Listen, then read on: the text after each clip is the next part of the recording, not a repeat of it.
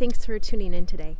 I'm Melinda, and my channel is still fairly new, The Happy Place Garden, because my garden is my happy place. So I've done a few videos, and this probably should have been my first video, but honestly, I was kind of embarrassed to show you my garden. You know, as gardeners, I think we have a sense of pride and we always want our garden looking the best that we possibly can, and that's not always the case. And especially I think this year in our yard, that has certainly been the case because we had a really rough winter, and followed by, I shouldn't say, this last winter wasn't rough. The winter previous was rough, and the summer we had really hot weather until about October and not much rain.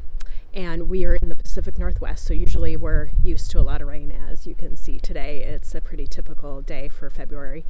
And so anyway, that long stretch of dry weather I think was really harsh on our plants and everything, and I'm not the best waterer, so I think it was just really harsh on our trees and our plants and everything.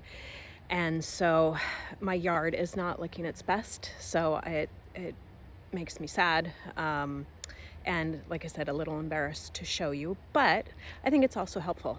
So that way, you know, when you see beautiful yards and gardens and you think, oh, I could never have mine be like that, it's not always, they don't always look the best.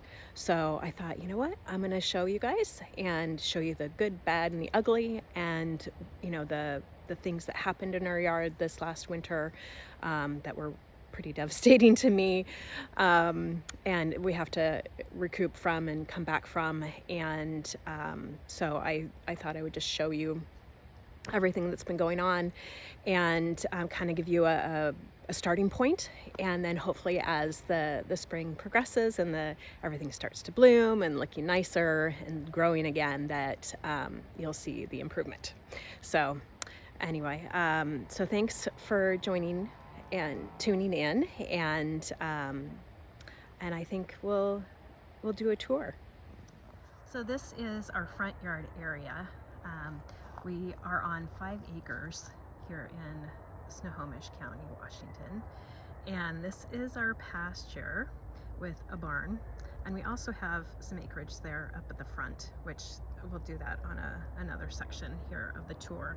But I wanted to start at our house. And we've been here for about 12 years. And when we got the property, there really wasn't much here. It was mostly blackberries, which were surrounded by blackberries.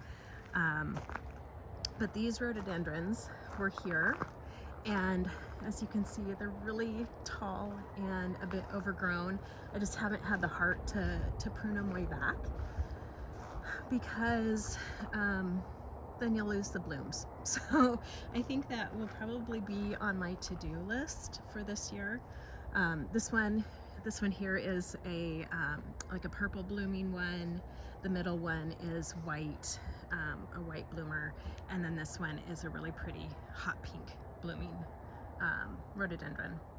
And this one, it turns really yellow, and I haven't figured out, maybe it's got some chlorosis or something on the leaves.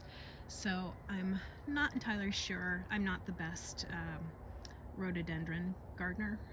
It's not always been historically one of my favorite plants, but I'm learning to love them a bit more. So I've got some Nandia underneath, some daylilies. This area anyway hasn't gotten much attention in a while, so that will be on my to-do list for this year.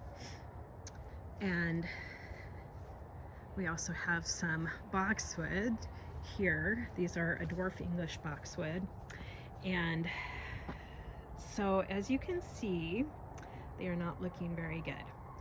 This is one of the things that really hurts my heart. I love boxwood. I think I have 190 on our property, and I love the look of a more structured, you know, garden, more classical. And so I planted this row here I think probably 8 years ago or so. And they were finally growing together, and I got to the point where I could prune them this last year. And so I did. Actually, no, I pruned them a couple years ago, but was still like learning how to do it, so it didn't turn out very good. But I got some really nice Japanese shears this last spring and went to town pruning all of my boxwood. But like I said before, the winter that we had was really harsh, and last summer we had our house painted, and so there was tarps and things that they put over the boxwood, and I think it might have spread a fungus or something. Either that, or it was just because of the harsh winter and harsh summer, we ended up with what I believe to be boxwood dieback. So it turned yellow. This is just some bronzing. This might be winter bronzing issue, I don't know. But we had areas, let me see if I can find one here, that really it turned yellow and dry. And I don't think it was boxwood blight, because otherwise the whole thing kind of would have died back, but maybe some sort of fungus, not sure. So I cut most of it out and was hoping for the best. So we'll see how they do this year if they come back. I think I should come back through here and do a little bit better job. So if you have ideas, I'm not a boxwood expert, even though I love them. I should know better how to, take care of them. But if you have ideas of what that might be, for sure, let me know in the comments below. I would appreciate it. So then over here we have a star magnolia, which these, when we got them, gosh, now they're probably about 20 feet tall. They fit in the back of my little SUV in a little pot. It was probably a 5-gallon pot, probably 10 years ago that I planted them. And so it got really big and lovely and nice, and that will bloom here in a couple months with these white, star-shaped blooms, which are really pretty. It is a messier tree though, I must say, because they bloom and then they drop all the white petals, and then you get the leaves and they drop all the leaves, and so it's a little bit of a mess. And I've got some heather underneath that never blooms. It should be blooming right now or in a little bit. It looks like there's a few blooms that might come on it right here, but it dropped because this tree drops so many of the leaves. It just kind of makes a mess, and if I don't get them all out, the heather just doesn't do well. So I'm thinking I might need to change what I have underneath here. So here we had a beautiful dogwood, Akusa dogwood, that had been on the property when we acquired it 12 years ago. And it was being swallowed. It was between a cedar tree and a spruce tree, and it was just getting swallowed up. And I told my husband, I'm like, we have to move it. We have to save that tree. It's so beautiful. And so we ended up digging it out. It was definitely more of a project than I anticipated. I thought I could do it myself, and I couldn't. And so my husband helped me with that, and as well as our riding lawnmower to yank it out. And we planted it here, and she flourished. Her name was Priscilla, and she just came into her own, was just so beautiful. And hopefully I can put in a picture of her when she was blooming at her most glorious.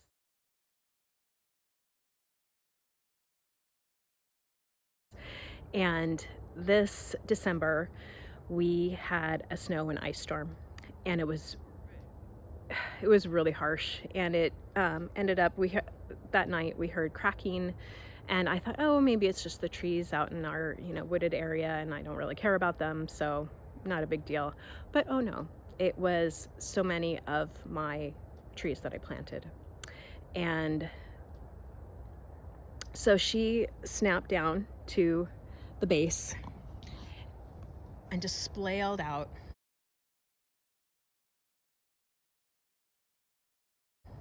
And that's what's left of Priscilla, is just the stump. So it makes me sad, and you can see where the fence broke as well, which we haven't even cleaned that up yet. I think I'm still mourning her loss. Oh, we lost a light there too. Anyway, so she was damaged and now gone. I'm still trying to decide what to put in her place, if we're going to replace her or do something different. As with gardening, you know, that's what happens. If you lose something, it gives you an opportunity to do something else. So this is another star magnolia and lost a ton of branches. She was also big and glorious, and shape-wise, she was different than the other one. And so the branches just broke because it was more of a rounded shape. So I'm hoping for the best for her. You can see we trimmed out some, but not very good job. There's more that needs to be done with her. But I'm hoping she'll branch out because they do grow pretty fast. I constantly have to be pruning on them. So I'm hoping, you know, she'll make a comeback. And here too, we got heather under here, and you can see all the leaves. I've even raked this out twice already. It's just, there's so many leaves. So I don't know if I need to do some perennials that die back to the ground, so it'll make it easier to clean all that up, or figure something else out. But that's, honestly, it's kind of low on my priority list for this year, so we'll see what happens. And then this front area here, we have some Nandia, which I moved a lot of these. They were in different locations in my yard, and I moved them to make kind of a hedged area, and they didn't really take to that transplant. I did it at a little early in the season, and in the, I should say, in the like late winter, and then we got a cold snap, and so it hurt them quite a bit. But I'm hoping they'll rebound. I did lose one that was here. This one, it looks pretty bad, but I'm gonna trim it down and see if I can get them all the same size and see if they'll come back. And we've got these spiral junipers that I need to prune, get those back into shape. So I'll be doing probably a video on that for you guys soon. And another Nandia here, and there we go, here.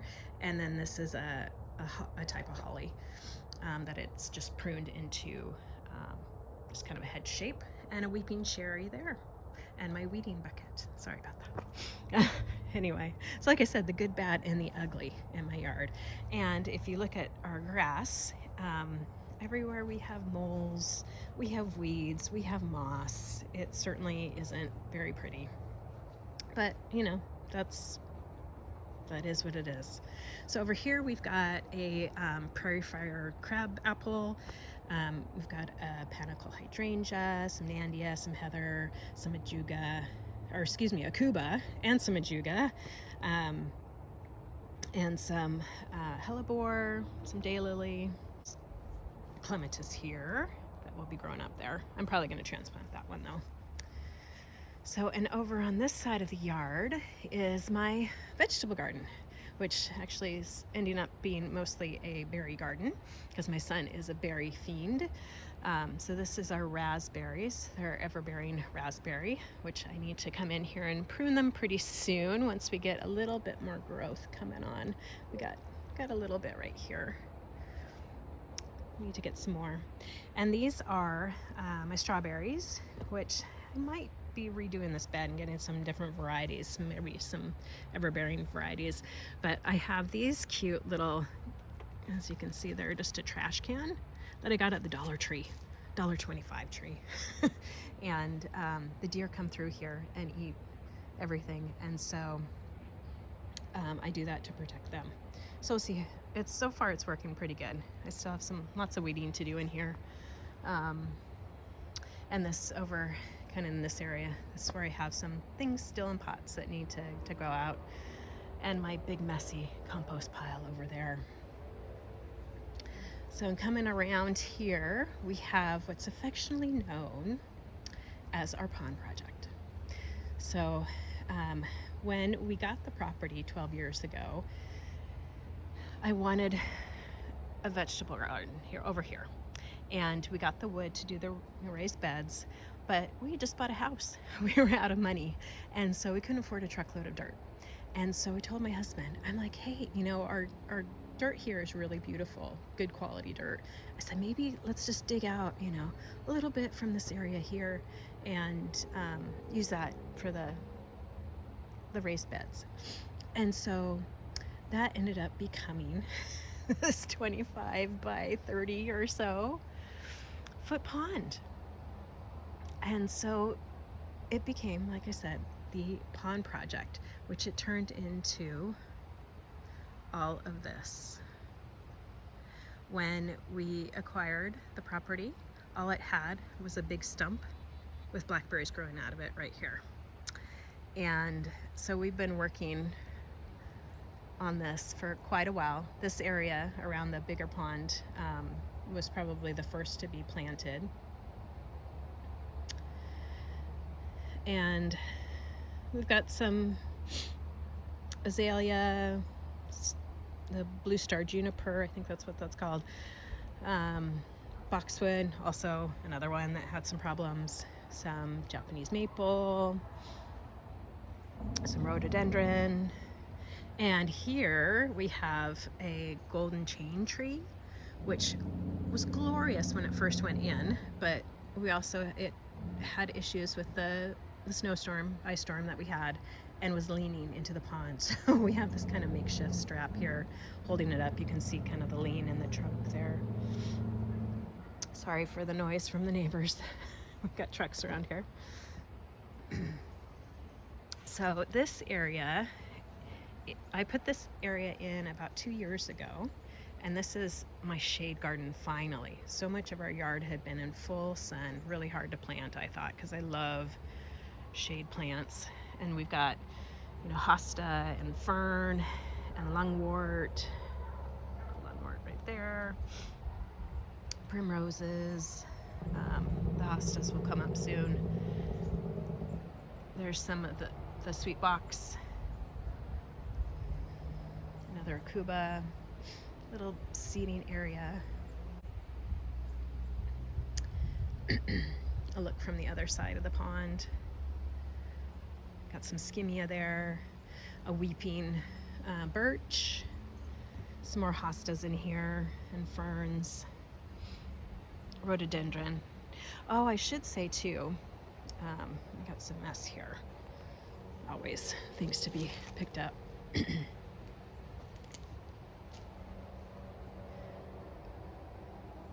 So in this area where I have hostas and I've got, oh gosh, I forget the name of that plant. Anyway, there's plants in here that were gifted to me from my garden group and garden friends. And so like Sheila gave me this one, Sue gave me some of the hostas, I got some Solomon seal from Sheila, primroses from my friend Gail. I mean, it's really fun for me, I think, to get plants gifted from my garden community and be able to share. That was also from a neighbor, Andrea.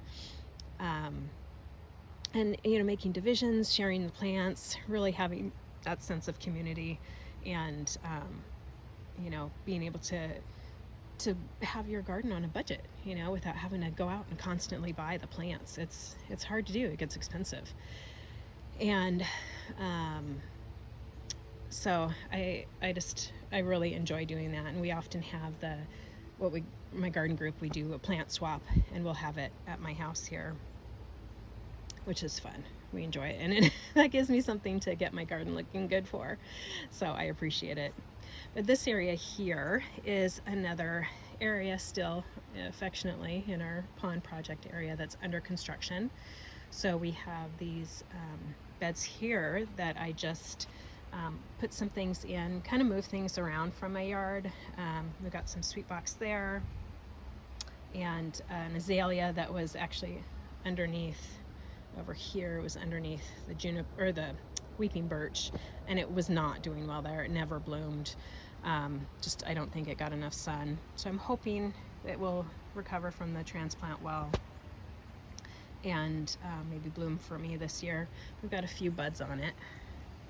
So I don't know if that's going to be a flower bud or just some leaf buds. So it's looking okay. We'll see how it does. And then there's some Brennera here that I transplanted from my shade area. I need to get some more of that. I love Brennera. And this is a tassel fern that I moved. It was next to the pond, just not in a very good spot. This is new. This is a red sentinel, Trombe red sentinel Japanese maple.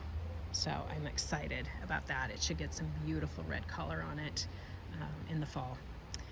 So hopefully that will do well.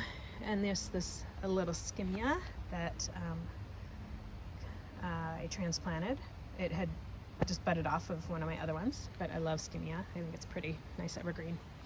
And this is a little oak leaf hydrangea that I got last year, and it was teeny tiny little start. It had like 2 leaves on it, so it'll take a while for that to get bigger, but I'm hoping it will fill in and really like this spot.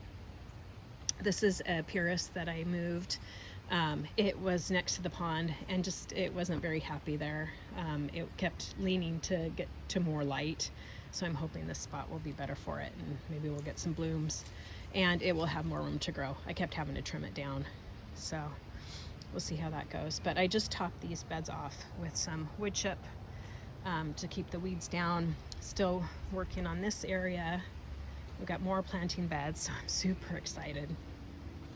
This is some composted steer manure horse manure from a person in my garden group. And there's some other just regular compost in here, and some leaf debris, just building up some soil. Need more in here. But these beds are more in full sun, so we'll have this to work on this year. Not sure what I'm gonna do yet, so I'm excited though. Keeps me up some nights thinking about what I could do. But the step up here, this area is going to be a patio. I think we're going to do pavers on here, and the goal is to someday build a big fireplace, kind of maybe pizza oven kind of thing or something right there. So that will be nice. And so, as you can see, still construction zone, messy. My husband my husband does the hardscape and I do the softscape, and he doesn't always like to clean up. So I do that most of the time. But this is a nice view back over to the pond. And we kind of have on this side, more of like a Japanese garden feel to it. My husband really likes that. And so I've kind of kept with the vein of what he likes. And we have little ponds that go up to the top where the waterfalls start. And when we run the pumps, it goes, there's a pump down there, and then it will pump it all the way up to the top up here, and then comes down through the ponds. So as you can see, they need to be cleaned out. Got lots of debris and leaves and stuff in there. So let's head this way. This is our gazebo covered area, which we're still working on this. I just moved this plastic 2 days ago. It was covering this area because we have horsetail in here, which is the bane of my existence. I hate horsetail. It just makes me sad because it's really impossible to get rid of, and I don't like the looks of it, and you have to keep trying to weed it out all the time. Like every day you come out and there's more. So for years I had some plastic down because this has been a construction area for a long time, and I got tired of having to constantly pull the weeds, and so I had plastic down, and so it was still down in this area. And like I said, I just pulled that up, and I'm going to be putting some wood chips in here too, because I got a huge pile of wood chips that I can show you here in a minute. And look up there. My husband just finished this last spring, summer, building this little kind of gazebo arch. Well, I guess it's not a gazebo, pergola maybe is the right word for it, kind of walkway. And we've got lights up on it, which is really fun. And so I transplanted a wisteria that we had around our patio area, hoping it will come back. I think it's looking okay. We've got some kind of buds that looks like they're still alive, some not so much, but we'll see. I've got hopes for it. It couldn't stay where it was, so I hope it will end up coming back. And then I'll probably plant some other climbers or something along the pergola. This will also be a planting bed here. Haven't decided. I think I want kind of, you know, a perennial bed. And let's see, I think we'll go this way. So up here is just kind of a little seating area at the top where the waterfall comes out. Oh, this is a serviceberry here. So this, I just planted this last fall, I think. So it's only been in there a little bit. And there's some St. John's wort. So like I said, still an area in progress. Still trying to decide what exactly I want planted in here, and we need to get a lot more soil and mulch and compost and all those kind of things to work on that area, but I'm excited for it. So cross a little bridge here, which we're gonna redo the bridges as well. We're gonna put probably Trex decking in there. And this is a weeping, if I can say it, weeping river birch, which I need to come in here and prune. I think I will do a video for you guys of how I go about doing that. I neglected it for several years and it got really overgrown. You know, my son is 7, and the years that we were trying to have a child, I couldn't do as much yard work. I had to take care of myself. I'm an older mommy, so you know, some things definitely got neglected, but trying to get back and take care of things now. Here's some more of our boxwood that also had issues, some dieback, which I cut out, but we're getting some new growth in there. So I'm hopeful that it'll come back. I need to get these leaves out of here. That's probably not helping things. And that's a mungo pine there. We've got a couple of those. My husband really loves those. And this is Cotoné ester. I think that's how you pronounce it. This started out as 2 or 3 little tiny, like 2-inch pots. And there's basalt rock under here that made this mound. And it took off. And I have to constantly prune it. So it's a bit of work, but it makes the red berries, which are really pretty. It has white little flowers in the springtime. And it hides some big ugly rock. So I don't know. My goal is to maybe come in and thin it out,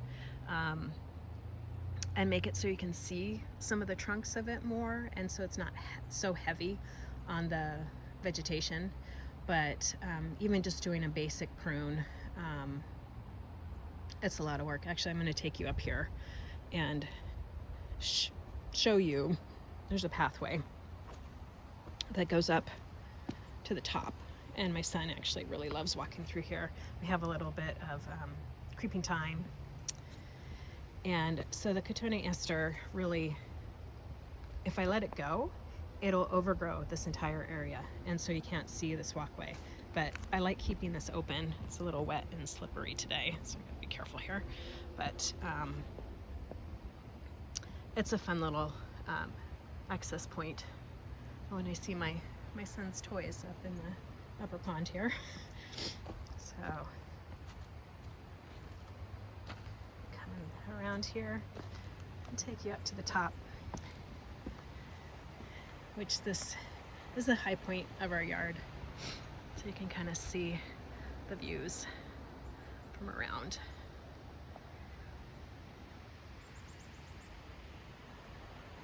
Oh, and that's our burn pile. So Priscilla is in there, and a bunch of other limbs that came out of the star magnolia, and this right here, which is beautiful. It's a coral bark maple, and it's just so pretty. It adds a lot of color in the winter time. But lost some limbs off of that in the ice storm. Little steps down here. Hopefully you guys aren't getting dizzy. And this area, this is behind our chicken coop. And this is one of my favorite areas, but I'm gonna do a little bit of a revamp in here, I think, this year.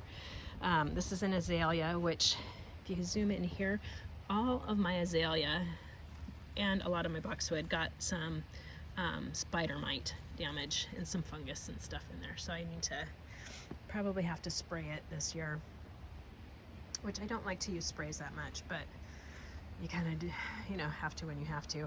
And here also is some heather, which does not look great. Same issue with the leaves falling on it, and it never blooms, and it just looks kind of messy. So I think I'm going to take that out and put something different in there.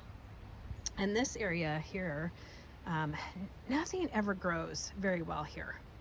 And I don't know if it's because I'm horrible water and it's not getting enough water, or because it's next to the rock and the little rock wall, retaining wall here, if it just retains too much too much water, and the plants just aren't happy. I'm just not sure.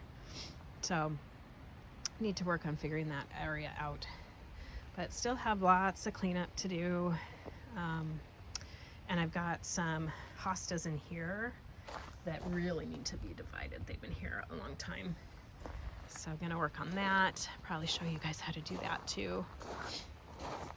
There's another burn pile there of debris. We had a big divot, probably where a tree was in the past on our property.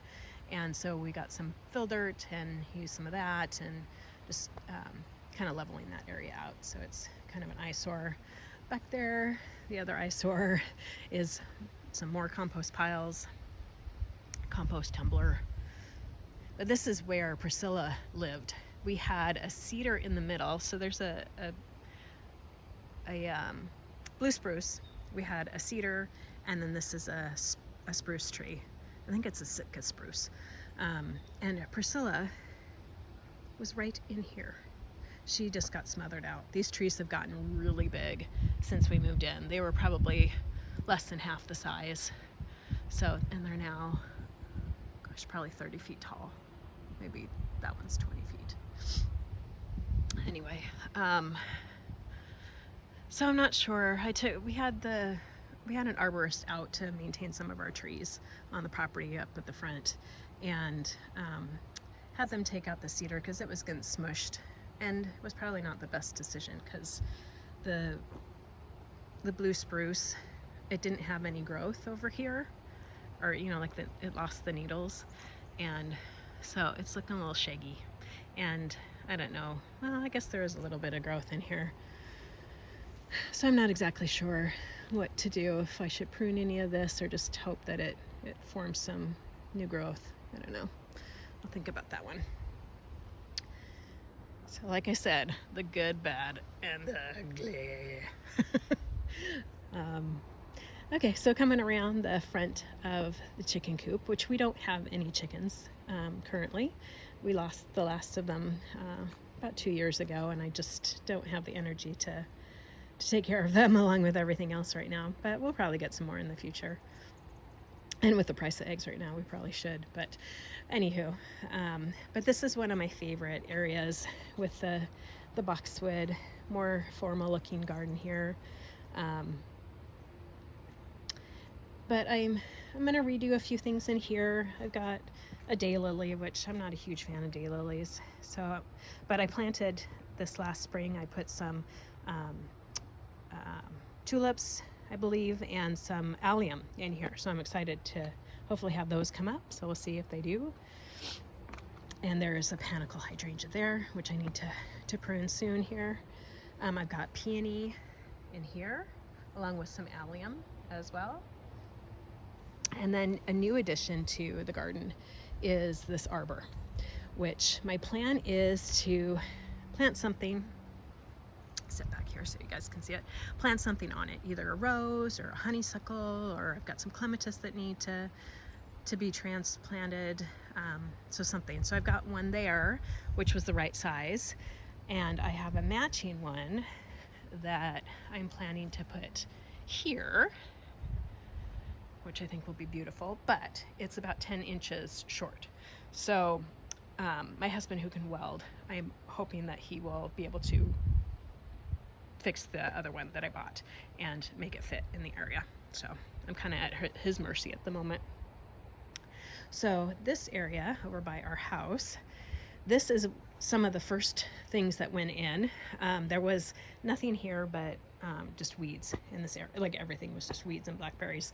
And so my mom, as a housewarming gift, she got me this snowball viburnum, which I love snowball viburnum.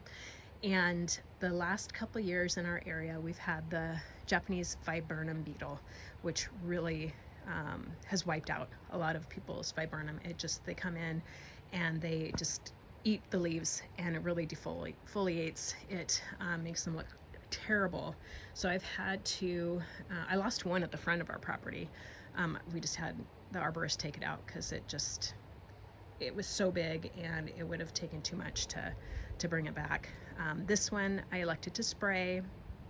You have the beetle, it goes into the ground and then it will come up and eat, the leaves, and then turn into the adults, and then they go into the ground, do the eggs, and then the cycle starts all over again. So you really have to spray them a couple times to get them under control, which it worked really well this last year. So I was pleased. I'll have to do it again, keep up on it. But we got some more skimmia. Really likes that spot because it gets a little morning sun, but afternoon shade. And these are some purus that were from my bridal shower. So I ended up moving. I had them in a different spot when we first moved in, but then I moved them here, and they seem to really like this spot, except for last year, after we had the house painted, we ended up getting tons. I believe now it was a spider mite infestation. So I clipped them way back this last spring and sprayed them, and they really rebounded. So we should get some nice bloom here in a couple months. And this is our back patio, which is kind of a mess right now. I have pots not in the right spot. But I think in this area, the area around our patio, we have these raised beds, which it's looking a little old and tired. The boxwood are not looking great. I don't know if I'm gonna, especially this one, just get rid of it or hope that maybe it comes back. I don't know. But I think we're gonna redo this area, take out this raised beds or the frame, and bring the area down. We'll leave the weeping cherry here, but I'm probably gonna rehome the azalea here to maybe over underneath that coral bark maple. And this is a spring bouquet viburnum, which I've had lots of them on our property, and they do not do well for me at all. They get, if you can see that, they get these black spots, they get this major dieback, and I think that's a bird of prey. I have not figured out exactly what is affecting them other than just some sort of fungus, but they end up never blooming. We get I get the little buds on them, but they never end up actually giving you that, white flowery show. So they've been a bit disappointment. So I might take that out and redo this, get new boxwood, get the azalea out of here. I've got some cone flower here and here, which I love. It's this kind of pinkish orange one. So found a new spot for that. I've got a couple El Presidente clematis, one right there and one right there, which my plan is to, when I redo this spot, is to make an opening, probably here to here, with another arbor that I'll show you here in a second, and make it more formal. So have boxwood around here, maybe some, more cornered, anchored plants at the corners. I'm not sure yet, still thinking about it, but then take out this grass around the edge. I can't point, sorry guys, around the edges of it, and put in maybe a crabapple. I'm thinking about putting a crabapple on this corner here to provide a little shade for our patio, because it just gets that morning full sun, and we get sun on it until probably 2 in the afternoon. So need a little more shade. So I'm thinking that's what I'm going to do. And it's kind of a pain to mow this area with a riding lawnmower. And the grass just hasn't grown very well in here anyway. So put a tree here and maybe come around here, maybe put in some hydrangea or some perennials or something there. So I'm still thinking about that and what I'm going to do, but that's kind of my plan. And so take you over here. So this is the arbor that I'm going to use probably by our patio. And I had it up here and I kind of liked it because it came off of our driveway and was able to put pots next to it. And it ended up falling down like twice in a windstorm. And it's got a thing that connects the two over the top, and they broke. So I need my husband to weld that back together. And then, like I said, I'm going to move it, I think. But there's our wood chips there. So I have a huge pile that I need to move. And I'm going to put them at like the top of our creek bed. So let's head over there. Okay, so before we head over to the top of the creek bed, we have moles, and we're constantly battling moles. I have tried every method I can think of and watched videos on, and nothing works for us. But I wanted to show you, there is some of the mole damage that we've had. We had a lot more. My husband's favorite way of dealing with them is spraying the holes and putting the dirt back in, which I don't think does anything. I think it just pisses them off and makes them make more holes, but that's a bone of contention between the two of us. So, methods that we tried is traps and bait and the water method, but we're surrounded by trees and native area. They just keep coming. There's no getting rid of them. You just have to live with them, I think. So here's another one of our burn piles on the way to our creek. We have about 6 of these going on right now. So we need some dry weather to get everything dry enough to be able to burn. We've been able to burn a little bit, but not much. But this area is affectionately known as the top of the creek bed. And when we got the property, like I said, it was mostly blackberry. And this area is probably about 100 foot, maybe 200 foot wide at the back of our property. And there was blackberry all the way from the property line, all across the top here, all the way to the fence line over there, and all the way down to the creek. So probably 30 feet by 200 feet.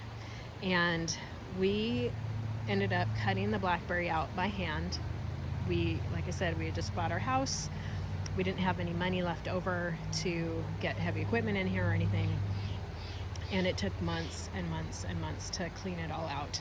But we did, and the top of the creek bed in this area, there was none of these trees, none of this was here. And I dug out the crowns of the blackberries with a pickaxe, and planted a few things and mulched the area. And so far it gets pretty neglected. I don't do much back here just because we don't see it that much.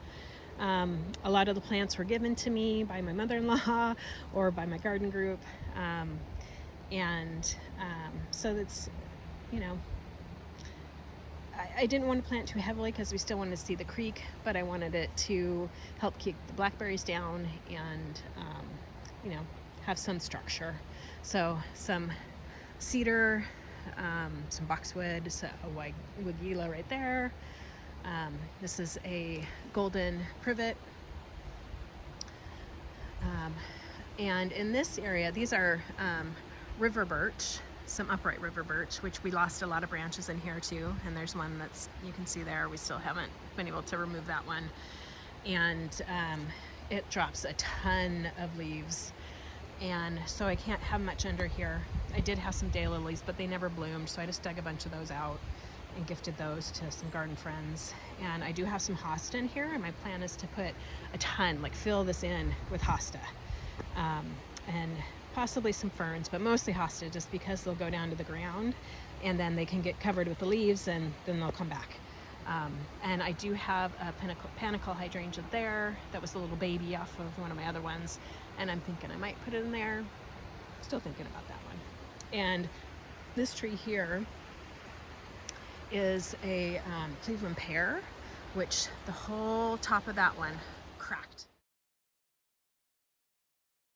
And instead of removing it completely, I wanted to give it a chance. I'm hoping that it will just form a new leader because it's a really upright tree. And it still has some buds. We're gonna get some white blooms on it. It was a really pretty tree, so I'm hoping for that one. And this is a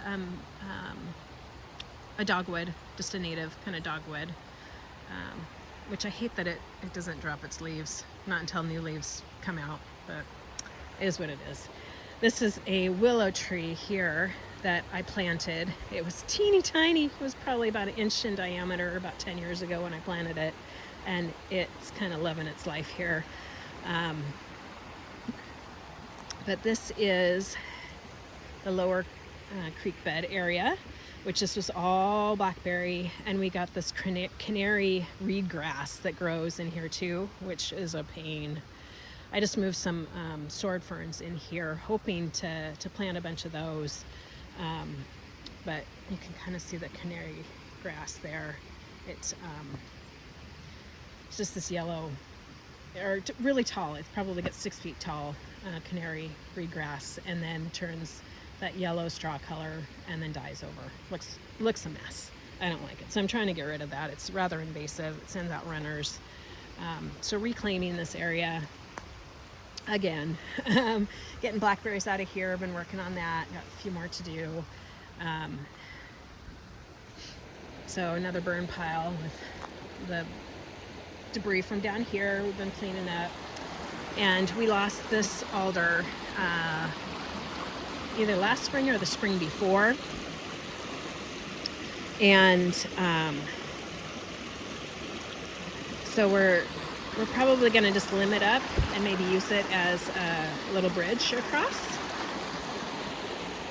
And we have blackberry along the edges here, working on removing that. There's some salmonberry in here we're probably going to take out.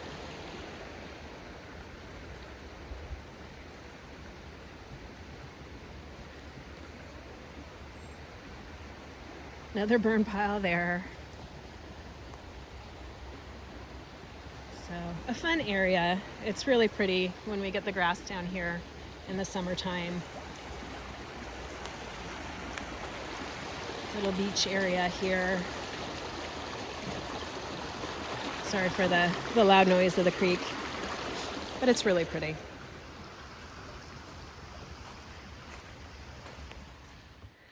So like I said, this is the February 2023 garden tour of the good, bad, and the ugly. So you can see what our property is like when it's not looking so great, or all the projects that we still have yet to do. And I don't have people that help me in my yard. It's just me and my husband, and we both work full-time, so it's kind of a weekend thing that we work on and when we have time. So but I enjoy it. It's one of my favorite things to do. If it could be my full-time job, I probably prefer that. But I am glad you joined me today, and I appreciate you being here. If you would like to subscribe to my channel and see more and see how our garden changes through the seasons, I would appreciate the support. And thanks for watching, and have a wonderful day.